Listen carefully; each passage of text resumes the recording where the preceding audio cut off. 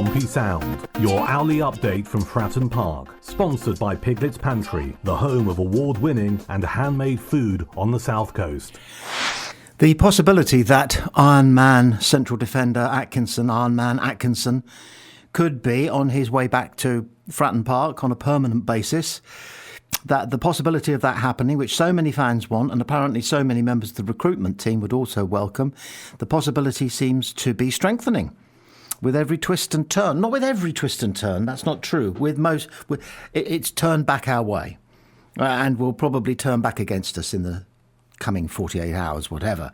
But it's twisting and turning. As Rich Hughes put it memorably, there are a great many moving parts in this one. And the latest twist is that Liam Manning, the Bristol City manager, as you know, is allegedly being hunted by Norwich City to be their new manager. And accompanying that rumour, although it's strengthening by the minute, is the news that he will take up to 3 of his Bristol City players with him to Norwich if he goes.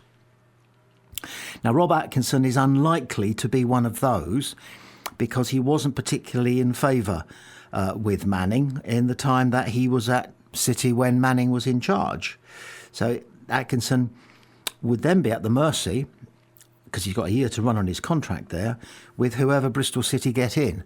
Whoever this owner of Bristol City, Steve Lansdowne, who seems to be extremely unpopular with the fans. And hey, guess what? That happens. Fans turn on owners, sometimes justifiably, sometimes not so. But anyway, Lansdale is looking around possibly for a new manager because he's already heard that Manning wants to go to Norwich. Not quite sure why. Norwich have reasonably recent Premier League experience and some sort of pedigree at the top flight. They did quite well, didn't they, there a couple of seasons? Didn't threaten to actually win anything, but they held their own. So they've got that behind them. I can't remember the last time Bristol City were any kind of a force in the Premier League, and he may see, Manning, that it is a club with the ambition to simply be a solidly successful championship club, and he might want more than that. He was tipped to succeed the Cowleys at one point when we were looking for a new manager, and I think he was quite high on a lot of people's shortlist, maybe even the Eisners. But in the end, they went with John Messina, and hasn't that decision been exonerated with bells on? However, there's this thing called the ripple effect. You know, they say a butterfly flaps its wings in the Caribbean, and 6 months later you get a hurricane in the Pacific or something like that. What's another one? This sort of way things spread out. I've read somewhere once that every time you inhale a molecule that was once exhaled by Napoleon or something like that. And we know about that 7 stages always ends up with, is it Brad Pitt or something? I can't remember. That sort of thing. And so you get these ripple effects. And the fact is that if Manning goes from Bristol City, someone new will come in. Someone new will have the services of Atkinson for a year, but he may not be that manager's cup of tea, in which case Atkinson will be told, would you like us to sell you to Fratton Park? We can get something for you, because I probably wouldn't be wanting to retain your services in 12 months' time. And that would then be a no-brainer, wouldn't it, for Atkinson, who has said very loudly that he would be a buzz to return to Fratton Park, and by contrast, he would be happy to stay at Bristol City. So you can see the reading between the lines, the gist of what he's saying out loud there. He'd like to come back, and we would like him back, because you can't have you can have too many centre-halves.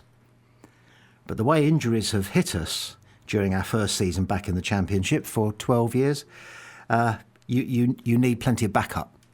And you need players who are generous enough to be happy to be back up and sometimes not even be on the bench, but be told by John Messina, and you will believe him because he's telling the truth, he only ever does. You have to tell the truth, that they are part of the squad. They are part of the team. Some players are in the starting lineup, some players start on the bench, and some players start in the stands wearing their civvies. But they're still big part of everything that's going on. Atkinson may be prepared to come back and be 3rd or 4th or even 5th in the pecking lineup depending on whether Bowat turns out to have the potential that we very much hope he has. Because you've got Shaughnessy and you've got Poole, who are laying strong claims to being our starting centre-half pairing. But Atkinson made so many good friends in his 12 or so games at Fratton Park. We'd be delighted to have him back. And so we stand on the sidelines watching with hope and anticipation the possibility that Liam Manning decides to leave Bristol City, go to Norwich, take 3 players with him, none of whom are Atkinson. A new man comes in, and the new man doesn't see Atkinson as being his kind of centre-half, or has to tell him, be honest with him, that he's not going to have his contract renewed at the end of the year, in which case they wouldn't mind selling him just so they can recoup a little bit of the, never forget, over £1 million that they paid for him. So this is the ripple effect with what's going on at Bristol City and Norwich influencing what may be still going on behind the scenes at Fratton Park. We have to keep our fingers crossed about Atkinson, and that Bowat, once he achieves full fitness and is not just training on the grass, but playing on Fratton Park's pitch, we find out that he is the find that he could be, and the ideal playing partner quite a long way further down the line for Hayden Matthews. That would be good. That would be very good. The week before the summer transfer window opening, after the season, of course, has closed, is a notoriously docile time for football news in general, but news coming out of Pompey in particular, because Pompey now manage their information really well. They keep the fans informed as best they possibly can, but I think everyone understands the need for secrecy, diplomacy, privacy in certain areas. And so it's just a trickle of news that's coming out of Fratton Park. But if you go to the Havant and Waterlooville official site, you'll see something which is good to read in many ways, which is that Havant and Waterlooville Football Club are confirming that Ruben Swann has returned to Portsmouth following the conclusion of his loan spell with the Hawks. Swann, I'll read it, is 19, joined Havant and Waterlooville on loan from Portsmouth last summer, and has spent the entire course of the 24-25 campaign with the Hawks. Ruben went on to make 43 appearances in all competitions, scoring 7 and assisting 6 in that time. They say we wish Ruben the best of luck on his return to Portsmouth and wish him the very best for the next chapter of his footballing career. So we got Ruben Swann back, and he's still a teenager, which is exciting news for us because we need all the central midfield players we can get. Been doing a quick bit of research. You probably already knew this about Ruben Swann. I think I did, but I've kind of forgotten it in the mists of time and all of that. When he joined Havant and Waterlooville, they said this about him.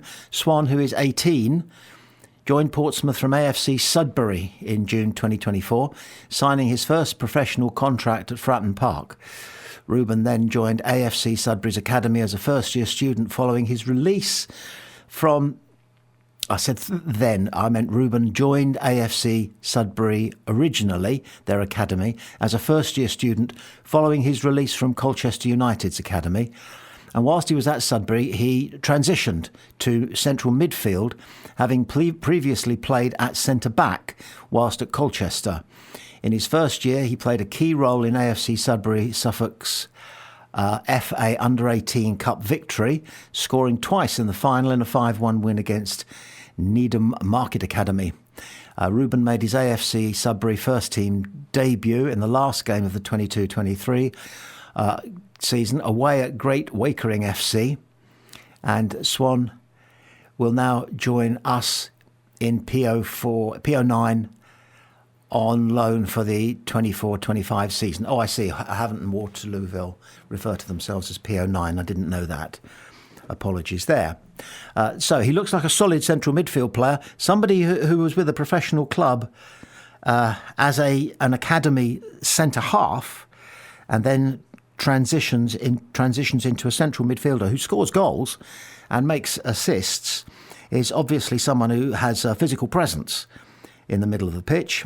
At 19, he's still learning, and we're a great club to be at if you're learning. The track record of the Messino team underlines that over and over and over. So it's good to have him back. Has he got first team potential this season for us? Maybe in one of the cups that we're not too crazy about going a long way in, and that doesn't include next season, the FA Cup. Because we at Pompey Sound, and we've said this from the end of this last season, the seasons that's just ended, that if Pompey are going to aim to be a solid mid-table side next season, they'll still want to give the fans plenty to sing and shout about, and a good cup run, a good FA Cup run, 5th, 6th round, would be absolutely fantastic. And that would put the spring in the step that you either get when you're going for promotion or you've just managed to escape relegation. That puts a spring in the step, and you want that. And have it going on, if we're going to be a solid middle of the table side, averaging 2 3/4 points at home and 1.5 points away, a solid mid-table side, we do want something to wave our scarves about, metaphorically, and a good cup run. That would be it. But I think we're still going to be in some cup tournaments, some midweek kick-off cup tournaments that don't necessarily light everybody's fire, float everybody's boat, and they're perfect for putting Ruben in a blue first-team shirt and letting him get a smell of Fratton Park. Get a smell of Fratton Park, very important. Learning the walk from the changing room to the pitch and what it feels like to see high terracing, even if it's only half full for those sorts of tournaments, for the first time, and feeling the crowd at your back. Again, all these things, important learning experiences. And we have to hope that Ruben Swann is going to go on and is going to be one of the now very young Pompey side that in 2 or 3 years' time could be, under the right guidance, a very real threat in the Premier League. So welcome back, Ruben. There's a considerable contrast at this time of the year between the feverish hive of activity that is the recruitment team at Fratton Park and the amount of news that is trickling out of the club. Because, of course, these things have to be kept under wraps.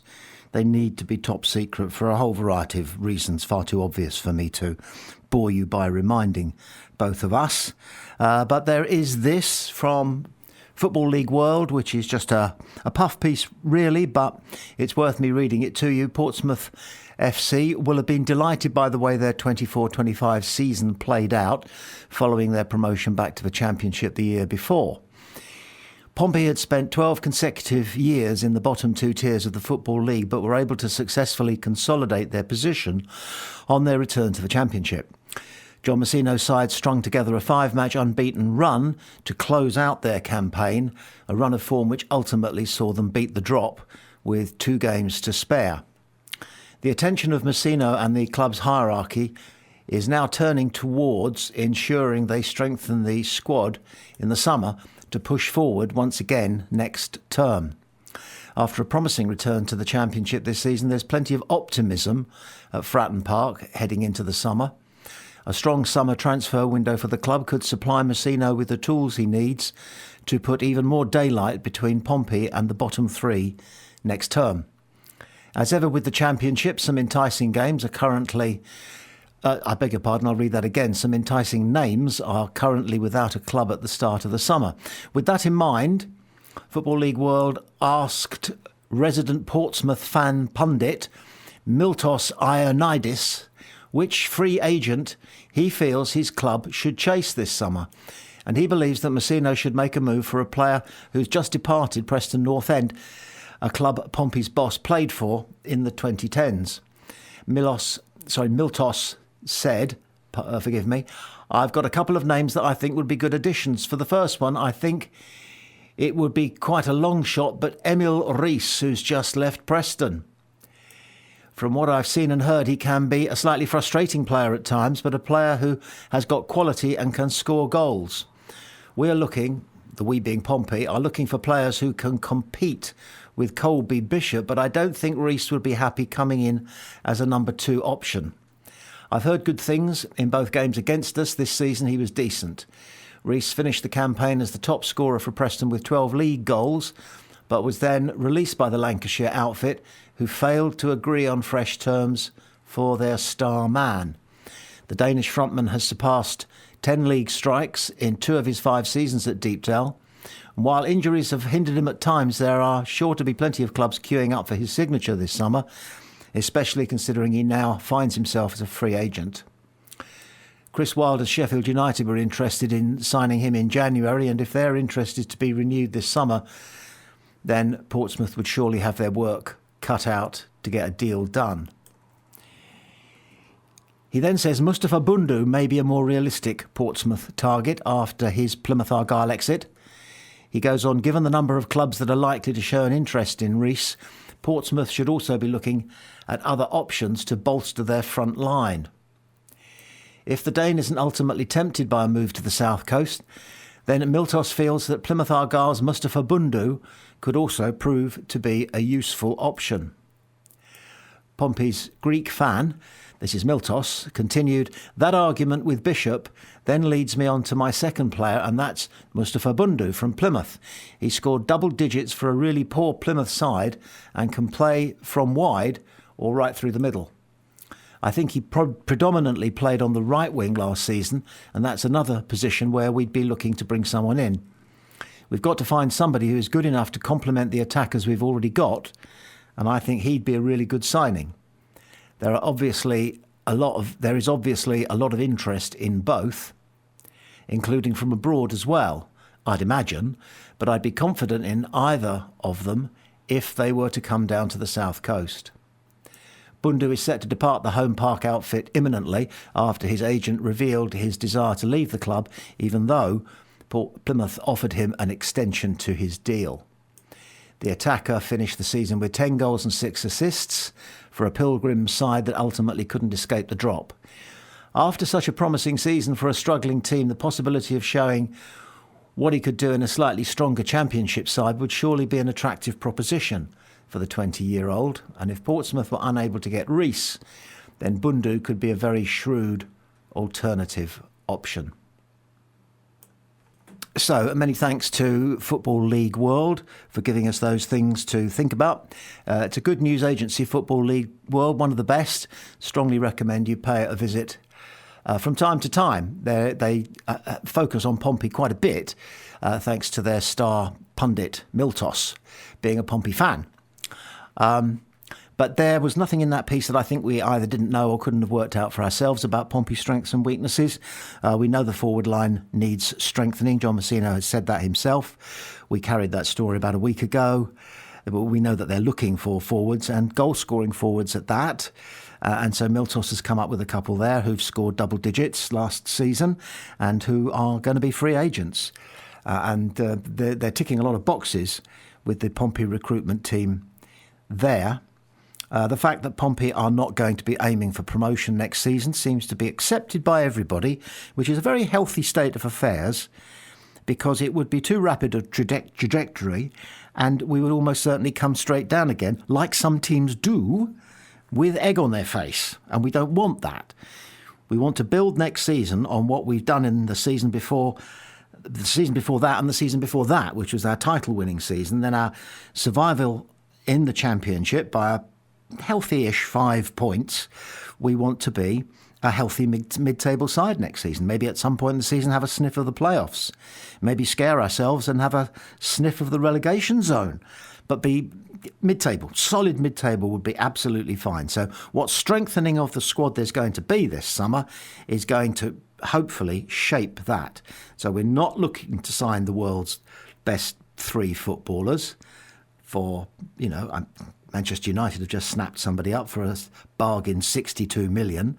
We cannot and should never play that game again, which we did. And yes, I know we won the FA Cup, but look at the trouble we ended up in as a result of that, because so much of it was mismanaged. So we will be thorough in our signings this summer. They will fit the bill, and they will not cost the earth. And fans have to get used to the fact that they're not going to wake up with other clubs calling us moneybags. They will call us shrewd. They will call us cunning. They may even say that we practice the dark arts. But we don't care. We'll do what we need to do, and we'll do it and keep our money in the bank, keep our bank balance in the black.